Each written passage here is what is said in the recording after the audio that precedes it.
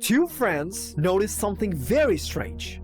They launched the EA app to download Battlefield 6, then started DMing each other on the platform. While they were chatting, one of them tried to mention Arc Raiders, but he couldn't. He tried it again and again. No, the platform just wouldn't let the name go through. It was replaced with a string of hashtags instead. When I first heard about it, I didn't believe it. It sounded unreal. Why would the EA app, the platform of one of the biggest companies in the industry, block a specific game's name? A name that doesn't break any rules in any way whatsoever. And of all the names in the world, why would it be Arc Raiders? So I decided to test it myself to see if that was actually the case.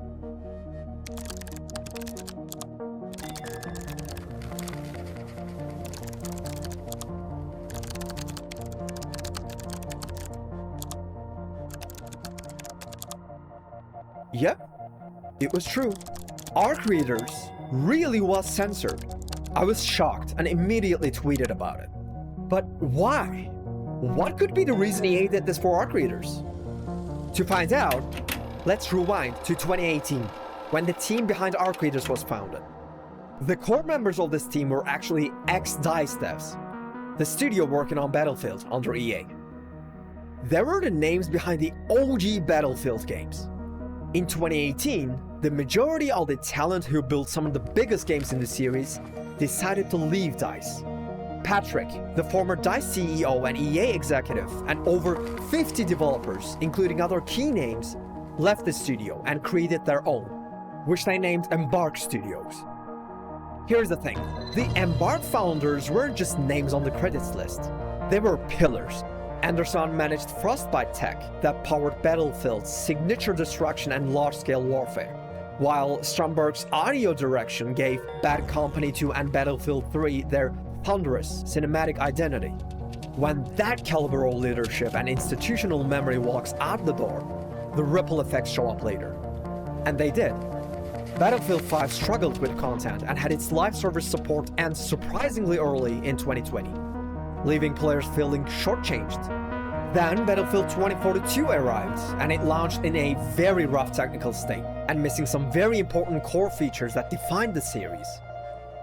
The contrast between the past was hard to ignore. After the veterans left, DICE and EA struggled to deliver the same consistent quality the franchise was known for. The departure of these guys wasn't subtle, it was a big one. When high-profile teams leave to build competing projects, you tend to see corporate sensitivities show up. That history matters for what happened next. So, back to censorship. After the community noticed the Arc Raiders block, and my posts clearly reached the right people, very soon after, the chat filter disappeared. Nothing summons companies faster than a viral tweet. When we tried the next day, we could type Arc Raiders just fine. After EA rolled it back quickly, both sides remained silent. Neither EA nor Embark has made any public comments explaining what happened. What actually caused it is still up in the air. It could have been a corporate move or an automated filter gone wrong. My take? It feels a bit too targeted to be a random glitch. Technical issues usually hit categories or words, not a single game title. That kind of precision looks suspicious. Either way, it sparked a clash right before the launch season. Now both studios are locked in for October. Battlefield 6 launches on October 10 and Arc Raiders on October 30. Once players get their hands on the games, it won't be about a behind-the-scenes drama or chat filters. It'll come down to how good the games actually are. And with both games dropping in the same month, it'll be a head-to-head showdown between ex-colleagues turned rivals. If you're excited about Arc Raiders, you should definitely subscribe, because I'll cover everything you need, just like I did here in this video breaking down all the new content coming to the game.